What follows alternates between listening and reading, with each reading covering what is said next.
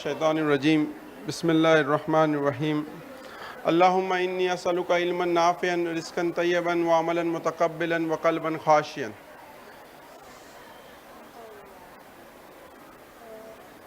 آمین یا رب العالمین. صدر مجلس اور یہاں پر موجود حسنہ عبد الملک مدو کے جملہ اسٹاف اور ہمارے چیف گیسٹ کا میں ایجوکیشن اپلفٹ سوسائٹی کی طرف سے خیر مقدم کرتا ہوں، اور تمام طالبات جو حسنہ عبد الملک مدو میں بھی پڑھتے ہیں اور ہمارے جونیئر کالج میں بھی پڑھتے ہیں. بہت خوشی ہوتی ہے جب ہم دیکھتے ہیں کہ اتنی کثیر تعداد ہے جو ہماری طالبات کی ہمارے ادارے میں جو ہے تعلیم حاصل کر رہی ہے، اور بہت کم موقع ایسے ملتے ہیں جہاں پر ہمیں خود اپنے خیالات کا اظہار کرنے کا موقع آپ لوگوں کے ساتھ ملتا ہے. ہم نے کوشش کی کہ جہاں پر طالبات آئے ان کے ساتھ ان کے پیرنٹس بھی اس میں شریک ہو، لیکن پیرنٹس کی وہ کثیر تعداد جو ہے نظر نہیں آ رہی. بہرحال یہاں پر مجھے جو ذمہ داری دی گئی ہے وہ یہ ہے کہ میں being a general secretary of education uplift society, میں سوسائٹی کے اس پچھلے 1 سال کے اندر کیے گئے کاموں کی کچھ فہرست آپ کے سب کے سامنے بتاؤں. یہ فہرست بتانے کا یا اس کاموں کو آپ کے سامنے پیش کرنے کا مقصد یہ ہوتا ہے کہ جو ادارے میں آپ تعلیم حاصل کر رہے، آپ کو بھی اس بات کا شعور حاصل ہو کہ یہ جو ادارے چلتے ہیں اس کے پیچھے کچھ لوگوں کی محنت کار فرما ہوتی ہے، اور یہ محنت جو ہے سیلف لیسلی کی جاتی ہے. ہوتا یہ ہے کہ ہم لوگ چونکہ عام روٹین لائف میں رہتے ہیں تو ہم کو لگتا ہے چیزیں آٹومیٹیکلی ہو رہی ہے، لیکن ویسا نہیں ہوتا ہے. حقیقت حال یہ ہے کہ الحمدللہ آج ہم جس ادارے میں یہاں پر آرام سے پنکھے کے نیچے اتنے لمبے ہال کے اندر بیٹھے ہیں، کسی نے محنت کر کے اس ہال کو بنایا ہے، پچھلی مینجمنٹ نے محنت کر کے اس عمارت کو کھڑا کیا ہے. تو جہاں پر یہ ہماری ذمہ داری ہے کہ یہ جو قوم کا جو ورثہ ہمارے ہاتھ میں ملا ہے اس کو ہم آگے بڑھائیں اور ہم اس میں کنٹریبیوٹ کریں. اور آپ لوگوں کو بھی اس طرح کی اسپیچ سے بات سیکھنا چاہیے کہ ہم اپنی کمیونٹی کے لیے، ہم اپنے ملک کے لیے، ہم اپنی ملت کے لیے کیسے کنٹریبیوٹ کریں. اللہ کا بہت بڑا شکر و احسان ہے کہ پچھلے ایک چھوٹے سے عرصے کے اندر، تقریباً 1.25 سال کے عرصے کے اندر، کاموں کی ایک لمبی فہرست ہے جو آپ کے گوش و گزار کی جا سکتی ہے، لیکن میں چاہتا ہوں کہ بہت ہی کنسائز وے میں کچھ بات رکھی جائے. جیسے الحمدللہ اس مینجمنٹ نے دینیات کے سلیبس پہ، اسکول میں دینیات کے سلیبس پہ کام کیا ہے، انگلش کا نیا سلیبس انٹروڈیوس ہوا ہے، اسکول کے اندر ہم نے جو ہے اسپورٹس کی فیسلٹیز کو ایڈ کیا ہے، پیچھے والی بال وغیرہ کی چیزوں کو جو ہے گراؤنڈ کو جو ہے یہاں پر بنایا ہے، یہ جو گراؤنڈ میں بیٹھے اس میں ساؤنڈ سسٹم کو امپروو کروایا ہے. اسی کے طریقے سے ہمارے بچوں کو ڈی ایس او کے اندر، اسکول کے بچے ڈی ایس او میں پریزنٹ ہوئے ہیں. ابھی الحمدللہ اس ہال کے لیے جو آپ لفٹ سے آئے اس لفٹ کو جو انسٹال کیا گیا ہے. اسی کے ساتھ ساتھ ہم نے ایک ایگزٹ گیٹ بنایا ہے، اور اس سب سے بڑھ کر ہم نے اورینٹیشن پروگرامز کیے ٹیچر کے، اور الحمدللہ ہم نے ایک اکیڈمک کمیٹی تشکیل دی جو ہر مہینے ملتی ہے اور آپ کے تعلیم کے اندر کیا ہم بہتر کر سکتے ہیں، کیا انوویٹیو کر سکتے ہیں، اس کے اوپر جو ہم سوچتے ہیں اور اس کو امپلیمنٹ کرنے کی جو ہے کوشش کرتے ہیں. تو اس طرح کے بہت ساری چیزیں جو ہے مینجمنٹ الحمدللہ کر رہی ہے. اسی طریقے سے پرائمری اسکول کے اندر 18 کلاس روم میں سے ہم لوگ نے 5 کلاس روم کے اندر الیکٹرانک انٹریکٹیو پینل لگائے. ابھی جب الیکٹرانک انٹریکٹیو پینل لگا تو میں نے ایسی میری بیٹی کو کہا کہ وہی انٹریکٹیو پینل ہمارے اسکول میں لگا. میری بچی پودار میں پڑھتی ہے، تو اس نے میرے کو بہت اس سے بولا کہ ابو تمہارے اسکول میں 5 لگے ہیں، ہمارے اسکول میں صرف 2 ہے.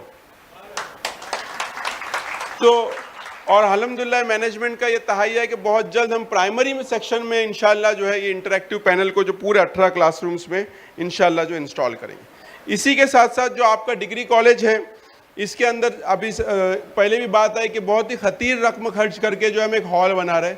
انشاءاللہ وہ ایک اے سی ہال ہوگا جس کے اندر کالج کے پروگرامز ہوں گے، وومنس کے امپاورمنٹ سے ریلیٹڈ پروگرام ہوں گے.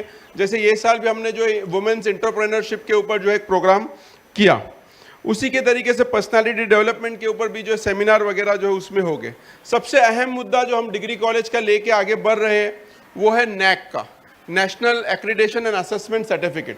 یہ ایک بہت امپورٹنٹ اسٹیپ ہے ہمارے کالج کے لیے، اور یہ مینجمنٹ اس کو لے کر انتہائی درجے کی سنسیئر ہے کہ کچھ بھی کر کے اگلے 1 سے 2 سالوں کے اندر ہم کو یہ سرٹیفکیشن جو انشاءاللہ ہم حاصل کریں گے۔ اسی کے طریقے سے اسی سلسلے میں ہم کچھ پچھلے ہفتے ہی ہم نے نالا سوپارا میں ایک کالج جس کو ابھی ریسنٹلی نیک ملا اس کو وزٹ کیا، اس کو پورا دیکھا کہ وہاں پہ کیسے انہوں نے اس کا پریپریشن کیا، اور الحمدللہ ہمارا پریپریشن اور انیشیل جو پریمنری پیپر ورک ہے ہم نے جو اس کو شروع کیا ہے۔ اسی کے ساتھ ساتھ الحمدللہ اس بات کی کوشش جاری ہے کہ ہم جو ہے انگلش میڈیم کا جو ہے جونیئر کالج بھی انشاءاللہ جو ہے ہم شروع کریں گے for art science and commerce. تو الحمدللہ ایک گورنمنٹ آف ایکٹیویٹیز ہے جو ایجوکیشن اپلفٹ سوسائٹی کی پوری مینجمنٹ دن رات محنت کر کے ہر دن اپنا قیمتی وقت لگا کے جو ہے کر رہی ہے۔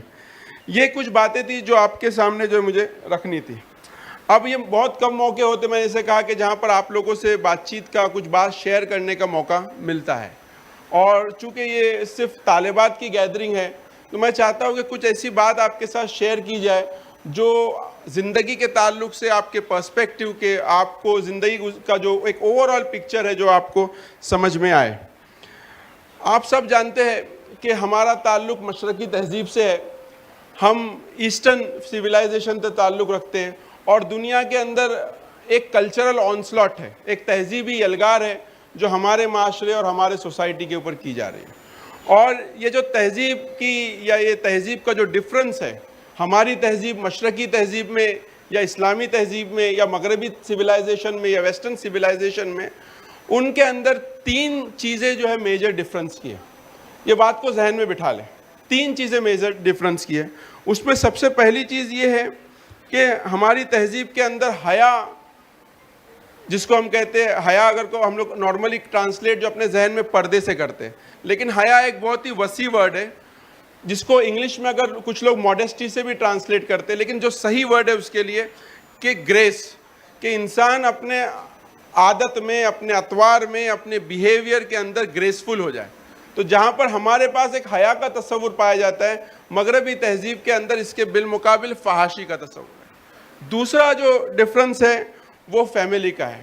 ہماری سوسائٹی کے اندر، ہماری زندگی کے اندر سب سے اہم چیز ہماری فیملی ہے، اور بحیثیت آج آپ بچے ہیں، کل آپ مائیں بنیں گے، آپ کی زندگی کے اندر بھی سب سے سینٹرل پوائنٹ آف فوکس اگر کوئی چیز ہے تو وہ فیملی ہے۔ اس کے بالمقابل ویسٹرن سوسائٹی کے اندر انسان کی زندگی کا جو محور اور مرکز ہے اس کی خود کی ذاتی آزادی ہے۔ وہ آزادی کے لیے، اپنی پسند کے لیے، اپنے پلیجر کے لیے ساری چیزوں کو قربان کرنے کے لیے تیار ہے، یا اپنے کسی بڑے گول کے لیے۔ تو فیملی سے اوپر وہ کس چیز کو رکھتے ہیں؟ پرسنل فریڈم کو رکھتے ہیں۔ اور یہ اسی پرسنل فریڈم کے باب میں ایک بہت بڑا فتنہ جو ہے فیمنزم کا ہے کہ عورت کو اپنی زندگی اپنی آزادی کے حساب سے، اپنے من کے حساب سے جو ہے گزارنی چاہیے۔ اور تیسری چیز جو ہے وہ انٹرسٹ بیس اکانومی ہے، اور ہم جو ہے انٹرسٹ کی جگہ ہم رحم کے اوپر، ہم انفاق کے اوپر یقین رکھتے ہیں۔ یہ 3 پوائنٹ آف کنٹینشن ہے، یا 3 پوائنٹ ہے جس کے اوپر کھلے ڈفرنسز ہے۔ یہ بات آپ سے کیوں شیئر کی جا رہی ہے؟ یہ بات آپ سے اس لیے شیئر کی جا رہی ہے کہ اس میں سے 2 پوائنٹ کا تعلق آپ سے ہے، حیا کا تعلق آپ سے ہے اور فیملی کا تعلق آپ سے ہے۔ آج آپ بچیاں ہیں، کل آپ مائیں بنیں گے، کل آپ گھر کے انچارج بنیں گے، تو آپ کو سمجھنا پڑے گا کہ اگر ہم چاہتے ہیں کہ ہم ایک سکسیسفل دنیا میں بھی سکسیسفل بنے اور آخرت میں بھی سکسیسفل بنے، تو یہ 2 چیزوں کو اپنی زندگی کے اندر بہت مرکزی حیثیت آپ کو دینی ہوگی۔ پہلی حیثیت تو حیا کی ہے، اور دوسری حیثیت ہے کہ فیملی کی، کہ family should be first. Family ایک ایسی چیز ہے جس کو ہم کسی چیز کے لیے قربان نہیں کر سکتے۔ بہت سارے تصورات اب معاشرے میں ایسے ہیں اور ایسی باتوں کی تعلیم دی جا رہی ہے کہ انسان کو اپنی آزادی کے لیے اپنی فیملی کو بھی قربان کرنا چاہیے۔ فیمنزم کے بھی نظریات ایسے ہی ہے۔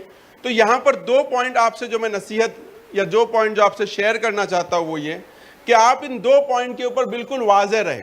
ایک موضوع حیا کا ہے، اور میں نے آپ کو کہا کہ حیا جو ہے ایک بہت ہی وسیع تعلق۔ ہم لوگ نارمل جب حیا کی بات کرتے تو امیجیٹلی ہمارے ذہن میں جو ہے حجاب آ جاتا ہے یا پردہ آ جاتا ہے۔ ڈیفینیٹلی حجاب، پردہ، برقع اس کا پارٹ ہے، لیکن حیا اس سے بہت بڑی چیز ہے۔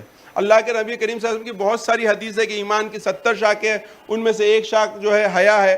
پھر ایک دوسری حدیث میں آپ سب نے فرمایا کہ حیا، اگر تجھ میں حیا نہیں ہے، شرم نہیں، تو جو چاہے جو ہے تو کر۔ تو یہاں پر حیا کے بارے میں بہت ساری چیز ہے، لیکن ہم لوگ کے اس میں جب ہم پرسنالٹی ڈیولپمنٹ کی بات کرتے ہیں تو ایک چیز ہم لوگ کنفیوز کرتے ہیں، وہ کنفیوژن یہ ہے کہ ہم سمجھتے ہیں کہ کانفیڈنٹ ہونا اور بے حیا ہونا کیا ہے، سیم چیز ہے. نہیں، شائنس الگ چیز ہے اور حیا الگ چیز ہے. شائنس کیا ہوتی ہے کہ ہم چاہتے ہیں کہ ہم اپنے آپ کو کسی کے سامنے ڈسکلوز نہ کریں. ڈسکلوجر بہت طریقے سے ہوتا ہے، فزیکل بھی ہوتا ہے، ایموشنل بھی ہوتا ہے، ڈسکلوجر مینٹل بھی ہوتا ہے، ڈسکلوجر ہمارے پرسنل فیملی میٹر کا، تو یہ شائنس کہلاتی ہے. لیکن حیا کیا چیز ہے؟ جب انسان کی یہ شرم اور یہ ڈسکلوجر جو ہے اللہ تعالیٰ کے ساتھ اٹیچ ہو جائے تو اس کو کیا کہتے ہیں؟ حیا کہتے ہیں. اسی لیے نبی کریم صلی اللہ علیہ وسلم نے فرمایا کہ حیا جو ہے ایمان کی ایک شاخ ہے. جو شخص اللہ سے شرمانے لگے وہ شخص کے اندر حیا کیا ہو گئی ہے؟ پیدا ہو گئی. تو یہ کیوں ضروری ہے حیا؟ جب آپ کے اندر حیا کا عنصر رہے گا، جب آپ کے اندر شرم کا عنصر رہے گا تو یہ آپ کے پورے پرسنالٹی کے اوپر افیکٹ کرے گا. کیونکہ آج کے زمانے میں بہت زیادہ تعلیم دی جاتی ہے کہ اگر آپ کو بولڈ ہونا ہے، آپ کو کانفیڈنٹ ہونا ہے تو اس کو ٹرانسلیٹ اس طریقے سے کرتے کہ آپ کو بے حیا ہونا ہے. یہ نہیں ہے. میں نے آپ کو ایک ورڈ استعمال کیا، آپ اس کے اوپر تھوڑا ڈکشنری میں بھی جا کے دیکھیے. بینگ اے گریسفل پرسنالٹی، آپ کو گریسفل ہونا ہے. جب کوئی کسی سے آپ بات کرے تو آپ کی عزت اس کے دل میں بس جائے، رچ جائے، یہ گریسفل ہونا. آپ جس طریقے سے چلتے ہیں اس میں گریس ہونا چاہیے. آپ جب بات کرتے ہیں تو اس میں حیا ہونی چاہیے. آپ کی نگاہ کے اندر حیا ہونی چاہیے. تو یہ ایک پرسنالٹی کا پاپ ہے. کسی کہنے والے نے کہا، بہت پیاری بات کہی، کہ اگر اخلاق کی کوئی جڑ ہے یا اخلاق کا کوئی سرچشمہ ہے تو حیا ہے. ایک بار انسان کے اندر حیا پیدا ہو جائیں گی تو دوسرے اخلاق اس کے لیے آسان ہو جاتے ہیں. جیسے ایگزامپل لیجئے، انفاق لیجئے. اللہ تعالیٰ فرماتا ہے کہ کوئی مانگنے والا جب مجھ سے دعا مانگتا ہے تو مجھے اسے خالی ہاتھ لوٹانے کی آتی ہے، شرم آتی ہے، حیا آتی ہے. تو ایک مومن مسلمان کے اندر بھی جب حیا پیدا ہوں گی تو کوئی مانگنے والا، کوئی ضرورت مند اس سے آتا ہے تو وہ اس کو لوٹانے سے کیا کرتا ہے؟ منع کر دیتا ہے. تو اس کے اندر کیا صفت پیدا ہوئی؟ وہ انفاق کرنے والا بنا، وہ سخی بنا.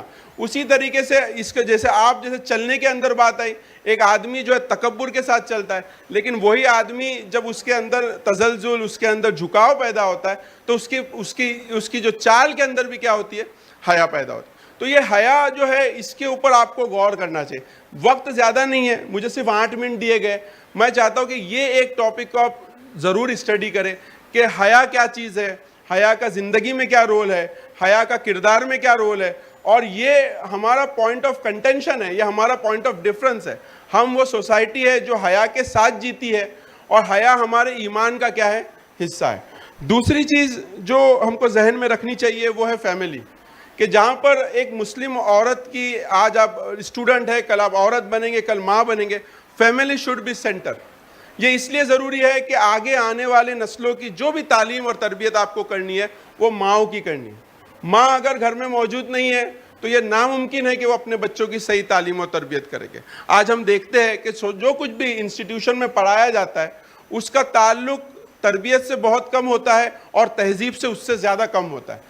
تو اگر آپ کے اندر تعلیم اور آپ کے اندر تہذیبی عنصر شامل ہوگا تو اسی کے نتیجے میں آپ اگلی نسل کو بھی جو ہے اس تہذیبی ورثے کا وارث بنا سکیں گے. ایک واقعے کے ساتھ میں آپ کی بات ختم کروں گا. سقوط بغداد ایک ایسا واقعہ ہے جو انسانی تاریخ کے اندر بہت ہی دلخراش واقعہ ہے. واقعہ یہ ہے کہ منگول نے جب بغداد پہ حملہ کیا اور وہ حملہ اتنا شدید تھا کہ ایسے بولا جاتا ہے کہ فرات کی جو ندی تھی اس کے اندر پانی نہیں، خون بہہ رہا تھا.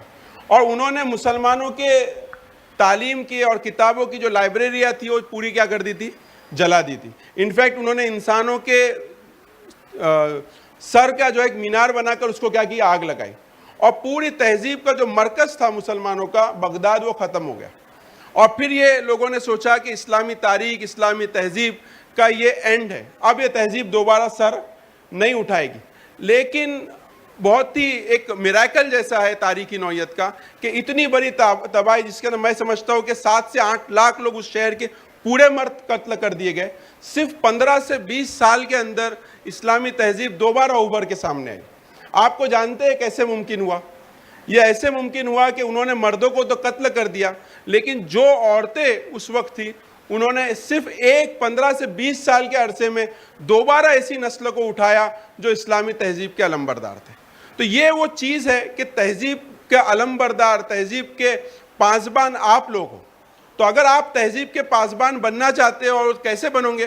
وہ ہے فیملی فرسٹ کے ذریعے. اور دوسری چیز یہ ہے کہ ہماری تہذیب کا جو بنیادی عنصر ہے حیا کو جو ہے اپنا کر.